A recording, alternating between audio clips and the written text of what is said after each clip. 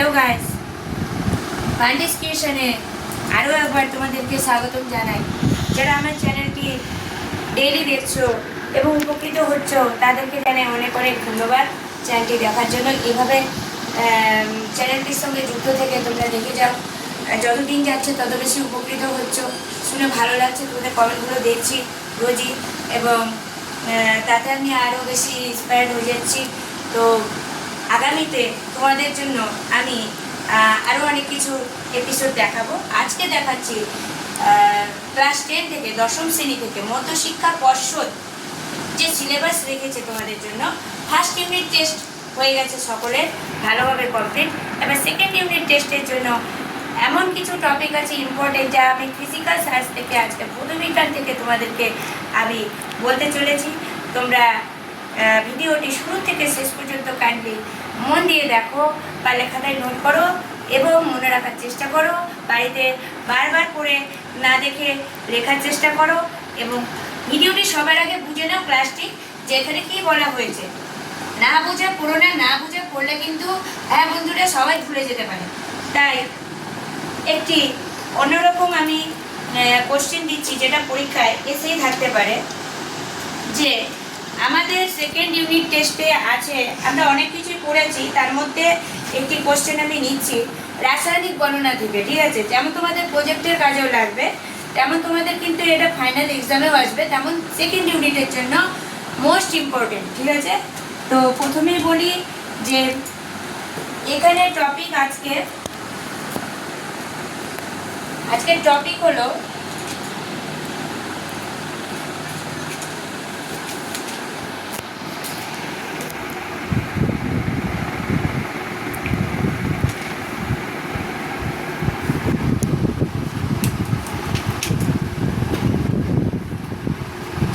মোমবাতির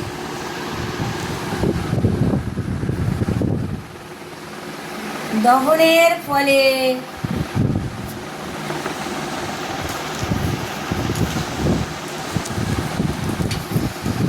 তার ভর হ্রাস পায়। তো বুঝতে পারছো দহনের ফলে মানে কি? দহন মানে যখন তার জ্বলন বন্ধ হয়ে গেল, জ্বলনের পর যে মোমবাতির দহন হয়, দহনের ফলে কি হয়, তার ভরই হ্রাস পেয়ে গেল। ঠিক আছে, অর্থাৎ মোমবাতিটি জ্বললে কি আর বন্ধুরা বলে যায়, তাই না? আর দহনের ফলে মানে যখন তাকে নিভিয়ে দেওয়া হলো, ঠিক আছে, তারপর কিন্তু তার ভর হ্রাস পেতে শুরু করে। ঠিক আছে, এই ক্ষেত্রে ভরের সংরক্ষণ ঘটে কি? সবার প্রথমে এই কোশ্চেনটা বোঝার চেষ্টা করো, এই মোমবাতির দহনের ফলে সংরক্ষণ ঘটে কি ঘটে না। তাহলে মোমবাতির দহনের ফলে তার ভরের সংরক্ষণ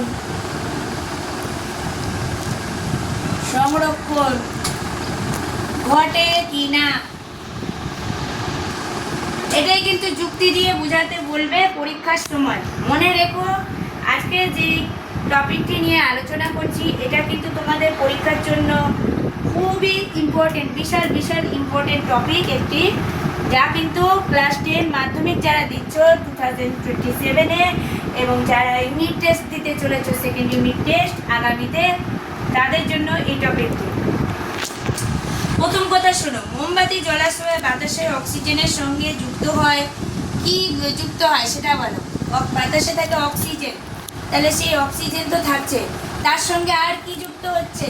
প্লাস CO2, মানে কি এই দুটো যুক্ত হচ্ছে, অক্সিজেন আর কি CO2 মানে কার্বন ডাই অক্সাইড। হ্যাঁ, তাহলে অক্সিজেন কার্বন ডাই অক্সাইড দুটোই যুক্ত হচ্ছে। এবার কি হচ্ছে, তাহলে গ্যাস ও জলীয় বাষ্প এই দুটো মিলে কিন্তু সৃষ্টি করছে। জলীয় বাষ্প যখন উৎপন্ন হচ্ছে তখন নিশ্চয়ই H2O ব্যবহার হচ্ছে। তাহলে H2O উৎপন্ন হচ্ছে মানে তখন কিন্তু উৎপন্ন CO2 আর H2O এর ভর মাপা সম্ভব হলে দেখা যেত মোমবাতি এবং তার সঙ্গে যুক্ত O2 মানে অক্সিজেনের ভর, উৎপন্ন কার্বন ডাই অক্সাইড এবং জলীয় বাষ্পের মোট ভরের সমান।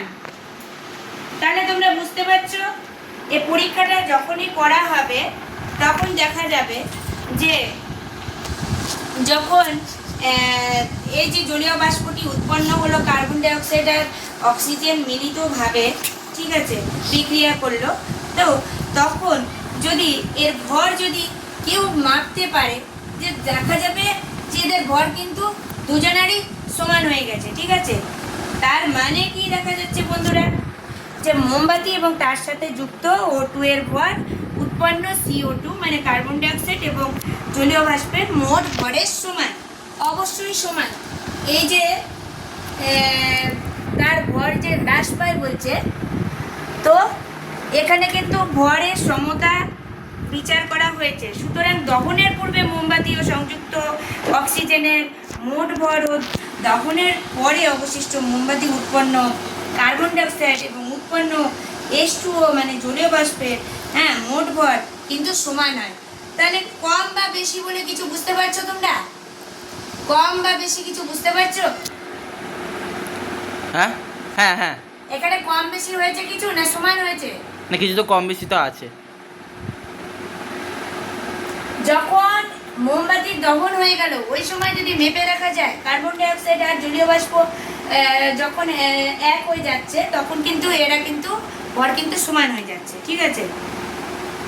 কারণ প্রথম অবস্থায় যখন মোমবাতি জ্বলবে তখন কি হবে, বাতাসে অক্সিজেন থাকে, বাতাসে অক্সিজেন থাকে, অক্সিজেনের সঙ্গে কি যুক্ত হচ্ছে, CO2 হ্যাঁ কার্বন ডাই অক্সাইড। হ্যাঁ, এই দুটো মিলে কিন্তু আমাদের জলীয় বাষ্প গঠন করছে।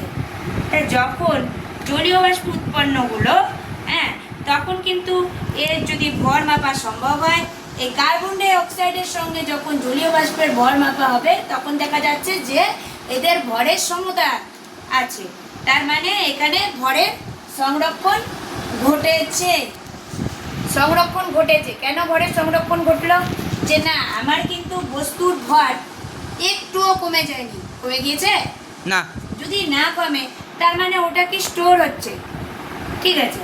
তাহলে এটা একটা উত্তর। এটা তোমরা যেভাবে শুনলে পড়াটা রিপিটেডলি শোনো, তাহলে যে যে লাইনগুলোকে তোমাদেরকে আমি মেনশন করলাম সেগুলোতে খাতায় লিখে ফেলো না দেখে, আর যদি না দেখে লিখে ফেলো একটি টিকা বা নোটের মতো হয়ে যাবে, যা তোমাদের পরীক্ষার জন্য খুবই ইম্পর্টেন্ট, জরুরি। তো চলো বন্ধুরা, এরপর নেক্সট টপিক, আজকে আরও একটি টপিক দেখাবো তোমাদেরকে, তা হচ্ছে আমাদের সেকেন্ড টপিক। সেকেন্ড টপিকের নাম হচ্ছে, একটু অন্য কালার দিয়ে আমি বোঝাচ্ছি।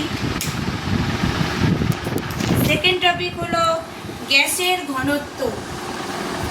গ্যাসের ঘনত্ব এই সম্পর্কে আমরা এবার বুঝি। ও বাষ্প ঘনত্ব, ঠিক আছে, গ্যাসের ঘনত্ব ও বাষ্প ঘনত্ব, এর মধ্যে বলেছে যে কোনটি, দেখো কোনটি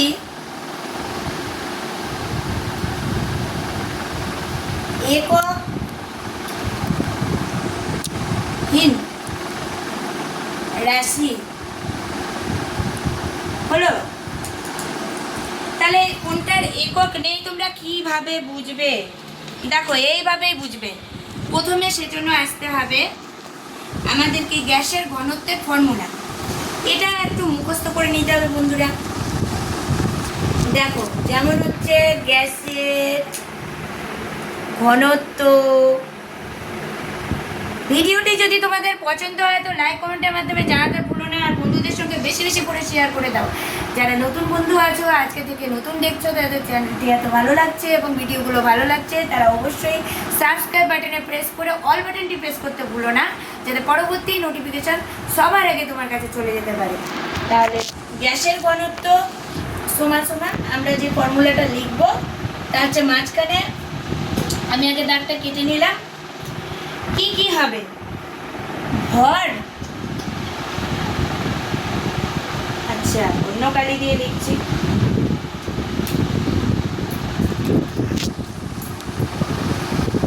ভর বাই কি হয় আয়তন, ঠিক আছে? ভর বাই কি বলো? আয়তন। হ্যাঁ, তাহলে গ্যাসের ঘনত্ব সমান ভর বাই আয়তন। এটা সকলের মনে থাকবে আশা করি। এটা তোমরা একটু পারলে নোট করে নাও। এইবার দেখো ঘনত্বের একক কি? ঘনত্বের একক, ঠিক আছে? এবার জানবো ঘনত্বের একক। ঘনত্বের একক বলতে হচ্ছে বুঝতে পারি যে ভরের একক, বাই হচ্ছে আয়তনের একক। তাহলে কি হলো ঘনত্বের একক মানে?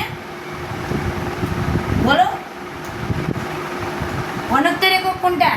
এটা হচ্ছে ওপরেরটা। এই যে এটা বলো, ঘনত্বের এককের ফর্মুলাটা একটু বলে দাও। ভরের একক হ্যাঁ আর আয়তনের একক। হ্যাঁ, তাহলে সব দেখা যাচ্ছে পরিষ্কার। তাহলে এই দুটো ফর্মুলা তোমাদেরকে জানতেই হবে। আচ্ছা, এইবার জানি যে এখানে কি বলেছে যে গ্যাসের ঘনত্ব, প্রশ্নটার দিকে তাকাও। গ্যাসের ঘনত্ব আর কি বাষ্প ঘনত্ব কোনটি একক বিহীন রাশি? তাই জানার জন্যে আমরা কিন্তু গ্যাসের ঘনত্বটা আগে বের করে নিয়েছি ভর বাই আয়তন, এবং ঘনত্বের এককও সাথে বের করে নিলাম। এবার তাহলে কি বাকি আছে? বাষ্প ঘনত্ব। বাষ্প ঘনত্ব জানা বাকি আছে কি না? তাহলে বাষ্প ঘনত্ব সমান কি এটা আমরা জেনে নিই। চলো, বাষ্প ঘনত্ব সমান সমান হচ্ছে, দেখো নির্দিষ্ট, লেখাটা একটু মাঝ বরাবর যদি জুম করে দেখাও ভালো হয়। নির্দিষ্ট উষ্ণতা ও চাপে কি হলো? নির্দিষ্ট আয়তনের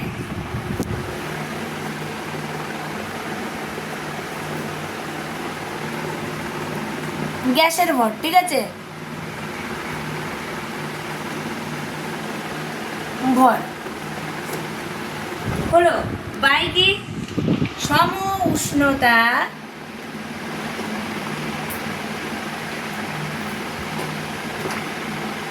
ও চাপে। যেভাবে করিয়ে দিচ্ছি বন্ধুরা, জাস্ট এতটুকু তোমরা মনে রাখো, তোমাদের আর কোনো পরীক্ষার সময় চিন্তা করতে হবে না। সম আয়তন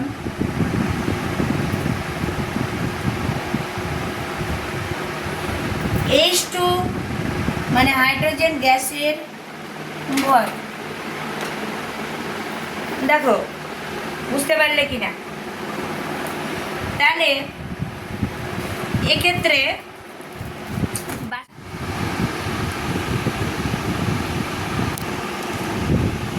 ঠিক আছে, যখন দেখা যাচ্ছে যে নির্দিষ্ট উষ্ণতা ও চাপে নির্দিষ্ট আয়তনে গ্যাসের ভর বাই সম উষ্ণতা ও চাপে সম আয়তনে H2 গ্যাসের ভর, মানে দুটোর অনুপাত যখন সমান, তখন কিন্তু এদের কিন্তু কোনো একক থাকবে না, একক আর কাজ করবে না, কোনো একক নেই, ঠিক আছে? বুঝতে পারলে? তাহলে আজকের মতো এতটুকুই বন্ধুরা। যদি চ্যানেলটি ভালো লেগে থাকে, ক্লাসটি ভালো লেগে থাকে, অবশ্যই লাইক কমেন্ট করে জানিয়ে দাও। পরবর্তীতে আরও কী কী ভিডিও আর কী কী টপিক তোমরা দেখতে চাও সেটাও অবশ্যই লিখে জানিও, ঠিক আছে? তাহলে সকলে ভালো থেকো, দেখা হচ্ছে নেক্সট টপিকে, নেক্সট ভিডিওতে।